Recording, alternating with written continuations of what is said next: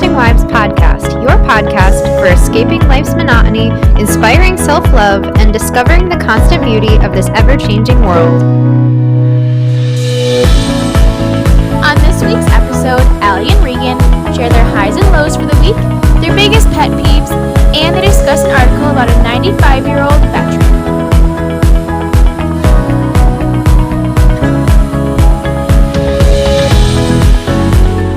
Welcome to the Wanderlusting Wives podcast. We are your navigators, Allison and Regan. And today is actually a really unique episode because, as it turns out, Allie and I are in the same location for today's recording. So this is kind of a unique opportunity for us to kind of share the same space together. And we hope that shines through in our conversation for today's Wildcard Wednesday episode. But before we get started, as always, don't forget to check out our not so new website, which is www.wanderlustingwives.com, where you can find more information about us, easy links to all of our episodes, and an opportunity to get in touch with us. We'd love to hear your stories. If you haven't checked out our Travel Tuesday episodes, where we are telling a lot of different travel-related stories, we have guests on to tell us about their stories. And you don't have to be like a travel guru to come on and share stories. We are firm believers that if you're a human, you have stories. Like, you have stories that make up your life, and we'd love to hear about them if they have to do with travel. So give us a shout out, get in touch with us. We'd love to hear from you. And Allie, what are some of the ways that people can follow along with us? Yeah, check us out on social media. So we are pretty much everywhere. I don't know if you've heard of Threads recently, Regan. We are not there, so don't find us there. But oh, I have not heard of that. What is Threads? I'm still trying to figure it out, but it seems like it's the Twitter of Instagram. There's been like a whole thing like the past couple of days. Well, we're not there, so don't look there for us. But we are on Instagram, and that's at Wanderlusting Wives. We are on Facebook at Wanderlusting Wives Podcast, and also Twitter, that's at Wanderlust Wives. And we also have an email where you can send us anything that you're liking about the podcast, maybe some topics you want us to talk about, because if you're familiar with this segment, we spin a wheel, and maybe you have a cool topic idea for us to talk about. So shoot us an email. That's wanderlustingwives@gmail.com. Also, leave us a 5-star review on Apple Podcasts, Spotify, or wherever you listen to podcasts. We would really appreciate that. It gets our podcast out there to more people. And as always, share our podcast with your friends and family if you are enjoying our content. Yeah, we've really loved watching the plays like go up and up and up and up. And this season, our plays have been going up faster than last season, which I think is always what you hope and anticipate is going to happen. But we're really glad that it's happening. So thanks for journeying along with us this season. We've really loved doing it all with you. All right. So if you're new here, we're going to head into our first segment, which is our escape segment, in which we spin a wheel to find a topic, and then we just talk about it. No preparation. We just go right in. So without further ado, we are going to spin our wheel for the week, and let's see what the wheel has to say. All right. This is kind of a fun one, actually. It's a good icebreaker one even, too. Pet peeves. Ooh. Yeah. I feel like this is one of those questions that, like, when you get asked it, I'm like, oh gosh, what are my pet peeves? But then, like, in life in general, I like roll my eyes at things and I'm like, oh, that's one of my pet peeves. So it's like not something I can think about in the moment, but I guess we're being forced to. So here we go. I think one of my biggest ones is people not cleaning up after their dogs, like in public spaces. I can't stand that. Allie and I were just talking about that recently, actually, about how I was like, I think the rule should be either you sign a legal document that says you are going to clean up after your dog in public places, or you're not allowed to own a dog at all. Like, I really feel that way. And it's like those $25 fines for not picking up. A, who's checking on that? And B, $25? Really? What is that in the grand scheme of things? So yeah, that's definitely, like, I would say probably my biggest pet peeve. It's a pretty big one. In public places, like in a private space, yeah, I don't care. But in public park or like the dog park or something, ugh. My apartment complex, please clean up after yourself. That's nasty. Yeah, that is gross. I'm trying to think, like you said, it's kind of like one of those things when you're put on the spot, you can't think, but when it's in the moment, you're like, oh my gosh, that's driving me crazy. Yeah. I think this is actually something we were talking about recently as well, is just how, I don't really know if you call this a pet peeve, but we'll just call it a pet peeve for this this segment. But just the disconnect of people when they're out to eat, whether that be with like their family or their significant other, and the iPads or the cell phones that are just Mm. out during mealtime. I was raised that technology was put away, no phones at the table. And I'm a firm believer, my parents will be happy to hear this, a firm believer that it should still be a thing, whether that's at your own dinner table, at home, or at a restaurant. It's so sad to see couples and families just staring at their phones and not having conversations with each other. And that just drives me crazy. I understand there's certain circumstances, like maybe have an important phone call or text. That happens. That's life.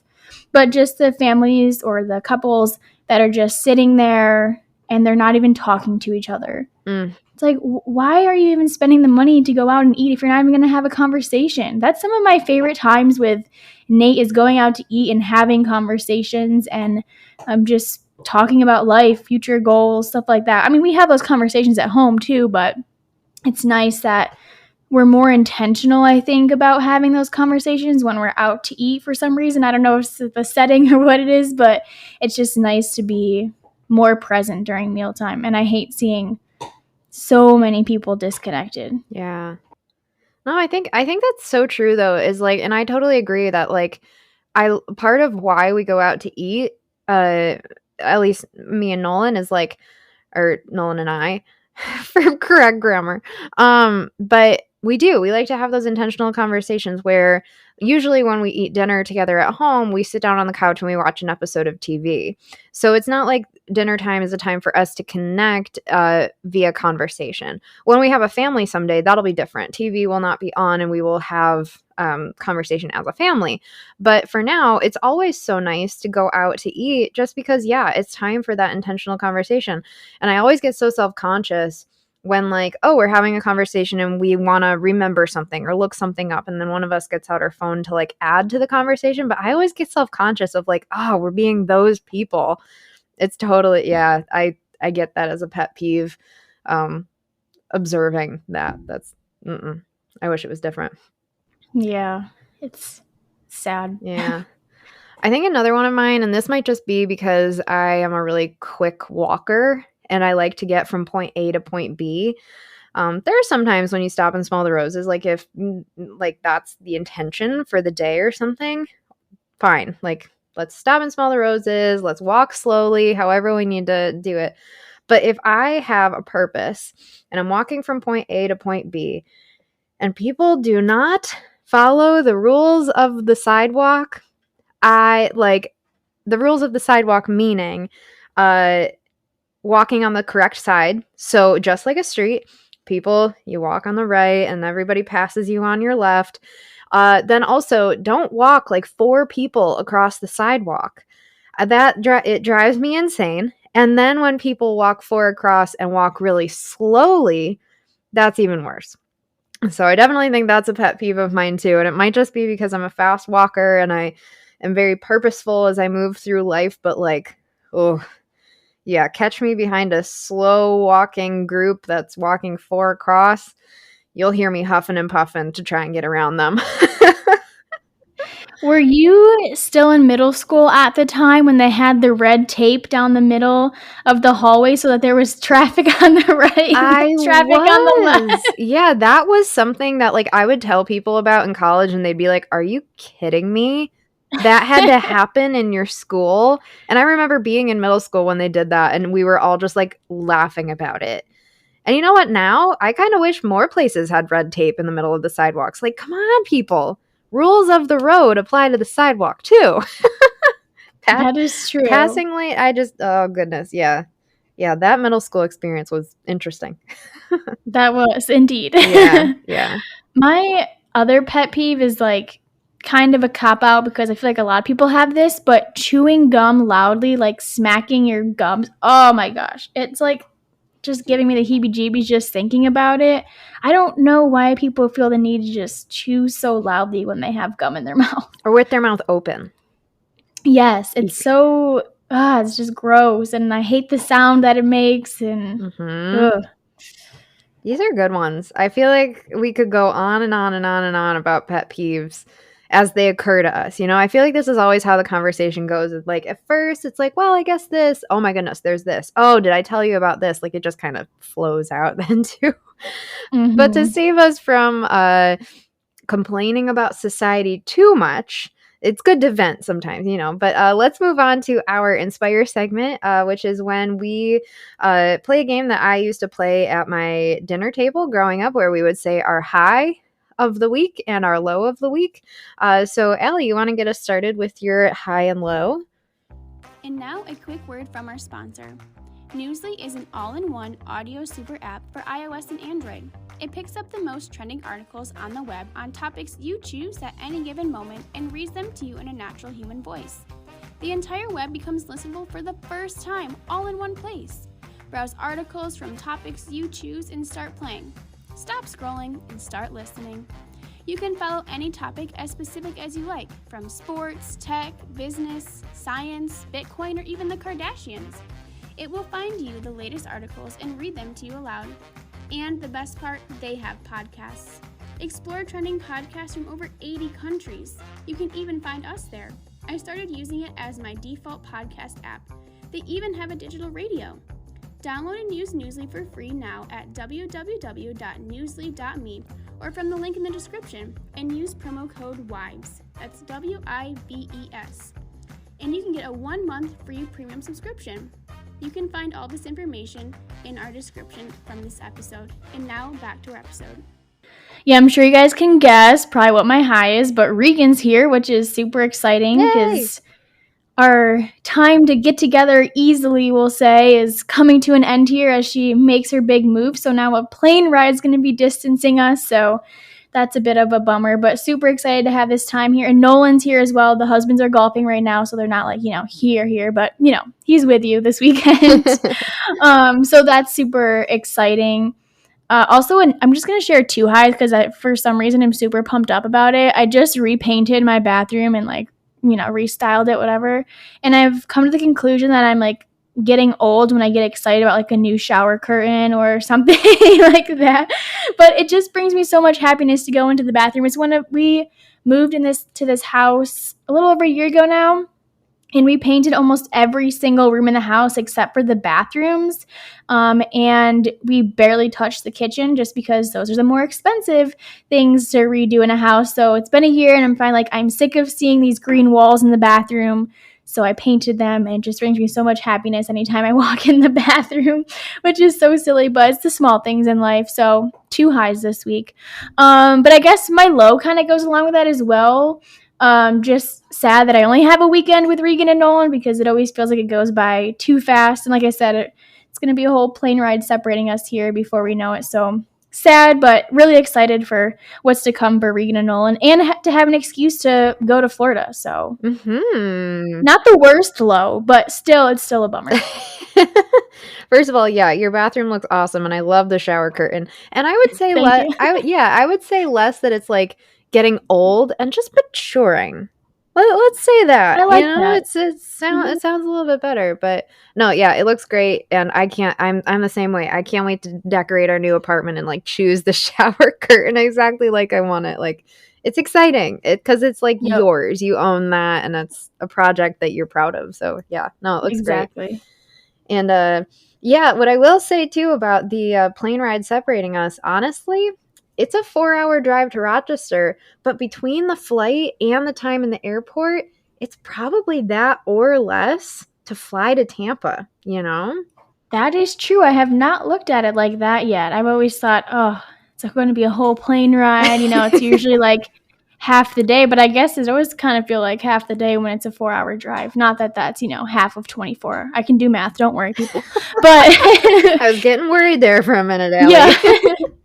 But when you leave after work, it feels like it's taking up most of your day. Yeah. But yeah, I'm definitely my high is that Allie's going to come and visit frequently, and that's not a That's real right. thing yet, but it's a high that I'm manifesting. It's gonna happen. Put it into the universe, yeah. Yeah, my high is very similar, like this is awesome that we get to share this weekend together. We've had a great time already, and we still have dinner tonight and the rest of the afternoon and tomorrow afternoon before we have to head back. So it's really cool to have this time together, and that it is only 4 hours away. Like, it's an easy drive for us, and the weather's been beautiful. The dogs get to play outside and everything. And we're working on getting all the dogs to coexist, but it's gonna happen. I believe that it's gonna happen. But yeah, it's really, really great. And I I think I don't know if it's that it's summer or what it is, but I have a lot of highs too. And yeah, Taylor Swift released her Speak Now Taylor's Version album. That is definitely a high for me. And I'm celebrating 4 years of marriage in the coming week. So yeah, lots of good stuff happening in our lives these days. From bathrooms being painted, which it feels so good to have a project, to this visit, and to big life milestones. So yeah, it's a good time to be alive, I'd say. I would say so. Yeah. But my low kind of goes along with this whole moving experience. New York to Tampa is a really big move. And so just trying to figure out the whole moving truck. Are we doing a pod? Are we doing a moving truck? If we're doing a moving truck, are we towing the car? Are we getting a third person to come with us? Like, it's been pretty stressful to try and figure all of that out. We did get it figured out, so that's kind of a high, but the low this week was definitely like the stress of trying to figure that out. That was not fun, but I'm really glad that I have Nolan to kind of keep me sane in those moments. But yeah, I'll be excited once we're there and settled. And now I just got to get through the next couple months where there's a lot of good stuff happening, lots of seeing people and doing a lot of fun stuff, enjoying the summer up here. But I'm also kind of anxious to just put things in boxes. Yeah, I think you can maybe correct me if I'm saying a little bit wrong, but I think I said earlier I'd rather get my foot ran over by a train than move because I despise moving. It's so annoying. That was such a specific would you rather get your foot run over by... No, you didn't even say foot, you said toe. So, toe. Okay, yeah, my toe. About how that happens. But yeah, what were you gonna say? I was gonna say, for me personally, the house that I grew up in, my parents literally brought me home from the hospital to that house. My mom was pregnant with me when they moved in. So I never moved growing up until I moved to college. And just moving between the semesters and stuff, when the school year was over, that was always a pain. And now, moving from an apartment to a house, and then I just see all the stuff we've accumulated since having a house. I'm like, oh my gosh. Yeah. It's a lot. Yeah. Yeah, but it's... I'd be interested to get your perspective on it too, of when moving feels really worth it. At what point does it feel not stressful? Mm-hmm. Once it's all in process or finished or something. What is that point for you? Oh, I don't. That's so hard because I feel when you move, usually you're going to a different area, and that for me is usually hard as well. So it feels like it's a couple of months just to adjust. So you're kind of coming down from the honeymoon phase of, yay, we got this new place, we're excited about it, I can't wait to have people come over, hopefully, and then it kind of starts to settle down, okay, now I have to create a new community here, potentially, depending on where you're moving. And I am definitely more reserved. I don't really put myself out there much. This is the most I'm putting myself out there on this podcast. So I think it's more of a couple of month process where it really feels okay, I can breathe a little bit. I've maybe started to make more friends, or at least I know my way around. I don't need the GPS just to go to the grocery store anymore. And it feels right. So for me, I would say 2 months maybe. I know that maybe seems like a long time, but yeah, I think there's that high for a while amongst the stress, of course, because moving seems to be stressful, but there's those highs of being somewhere new, trying new places. So that's always nice. But I think a solid 2 months for me. Yeah. I mean, that makes sense. I feel like people underestimate, myself included, honestly, like um the stress of moving to a new location. And like that seems obvious, but also it's not just excitement, it's not just the moving truck, it's not the like the house or the apartment itself, it's the area and the stress of learning the area and the Mm-hmm. traffic patterns and things like that. Like I think that's something that I haven't really thought about too much actually. I mean, I guess it's just because it seems so obvious, but no, yeah, that's a really great point. I'll have to keep that in mind and keep myself in check and keep stay honest with our emotions, which is what we're all trying to do here on this podcast on our Wildcard Wednesday episodes. All right, well, we're gonna head into our final segment here, which is our Discover segment, and we each week we find a new uplifting, positive, cheerful something article to just kind of talk about. So, Allie, you want to tell us about this week's article? All right, yeah, this week's article is super, super cute. It's from the Good News Network, and the title is World War II Veteran Returns for a Dance in Club, where he met his wife 74 years ago. So this is a 95-year-old man. His name's Kevin, and he met his wife Molly at this Royal Air Force dance at a place called the Corn Exchange, which was a hot spot for servicemen. This was in the 1940s that they met. And he went to have a dance with his caregiver, Donna, and she was like, I don't really know if we want to do if you want to do this, because there's going to be like loud music, maybe some strobing lights, 18-year-olds, things that a 95-year-old is probably not interested in being around. But he was like, no way, I want to do this. And it's so sweet because the owners from the 1940s are obviously not still the owners at this point, but the new owners were like all in on this. He's like, you can pick the music that you want. They went there early before like more people had showed up. And there's a super sweet video of them dancing together. If you can check it out, it's at thegoodnewsnetwork.org. It is so, so precious. I'm like, goals. I know it's his caregiver, not his wife anymore, but still, just the fact that he just wants to relive those moments that he did have with his wife so many years ago is just the most precious thing ever. And goals, honestly.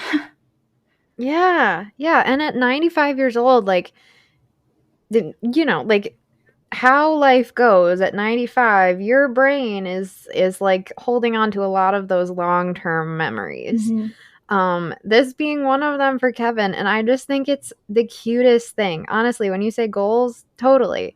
Like when I get to be 95, I still want to be so in love with Nolan, whether he's passed or if he's still with me. God willing, he's still with me. I do not want to live a day without him. But like, like at that point to be still so in love so many years later, that's beautiful. And like those memories that just come flooding back, and I think the word that the article used to describe him is sprightly. And for 95 to go and dance, yeah, I think that's a perfect word to describe him. The video is so cute, and he even like spins his caregiver Donna in the middle. It's, oh my gosh, so cute. I love that they took care of him in that way. It's just, I feel like older generations or older people tend to get pushed to the side, but this is a really great moment of like honoring this person's life, not just as a serviceman, but also just like as a man, as a human, honoring the life that he had. So Mm-hmm. I love it. It's so cute. Yeah, I love that he was wearing his uniform with his badges too, to be like, I was a serviceman, and this is probably something similar to what I was wearing when he met Molly at this club. And I think that's so sweet, and something that I love that I don't think this generation does enough of is doing things like going to dance. Now I'm talking about like dancing at the club. People are like grinding on each other, twerking, whatever the kids do these days. I'm not a club goer, but like, respectfully dancing, swing dancing, those kinds of things. I think that is something that I love about the older generations, is like they were so present with each other. I would say for the most part, obviously I was not there, so I can't speak for all of them, but there's just like this caringness and just desire to really focus on your partner And not to say that doesn't happen now, but there are so many distractions now that couples have to deal with. And I think that's just so sweet that this guy, it's 2023, but he still wants to live like it's the 1940s still and take back, that moment that he had with meeting Molly and just reliving such a important and special part in his life. I love that, and I wish more of our generation and society as a whole was like that. I'm not really a dancer, but you see the pictures of people at the diners sharing the milkshake. Like, I just want to go back to those times. It's really cute. And honestly, if you were 95 years old and like you never knew when your last day was, you might become a dancer. Like just to feel that youthfulness, like, and to live those memories, like all the memories of you not being a dancer, but like still, like, I don't know, it's just to take the end of your life so lighthearted. Like, I don't know if that's what this guy's everyday life looks like, but in that day, just to not have the weight of age like pulling him down, like allowing him to take that second to like really embrace where he was at in his life, despite people warning him against it. So yeah, it's so cool. Such a great article. Cute. I highly recommend going to check out the video. I think you'll be surprised by how young he looks too. I was like, 95? Wow, he looks really good. Gee, Ellie, you might as well go dance with him. All right, come on, Kevin. Where are you? Well, awesome. Ellie, anything else for today? Or are you ready to wrap this up? I think that's it. Like I said in the beginning of the episode, make sure you give us a 5-star review wherever you listen to your podcast. We really enjoyed getting your DMs or emails and seeing your reviews on Apple Podcasts. Spotify, you can't leave like words, but Apple Podcasts, you can. So we'd love to hear from you. Email us. Check out our website, send us a DM. We are loving connecting with more of you this season. And if you have a topic you want us to talk about on the podcast, let us know. But yeah, just leave us a review, follow us on social media, and we'll catch you next time. Thanks for tuning in to the Wanderlusting Lives podcast. Come escape with us again every other Tuesday for Travel Tuesdays and every other Wednesday for Wildcard Wednesdays. Don't forget to give us a subscribe and a follow on all of our social media and wherever you listen to your podcasts. And until next time, wander on.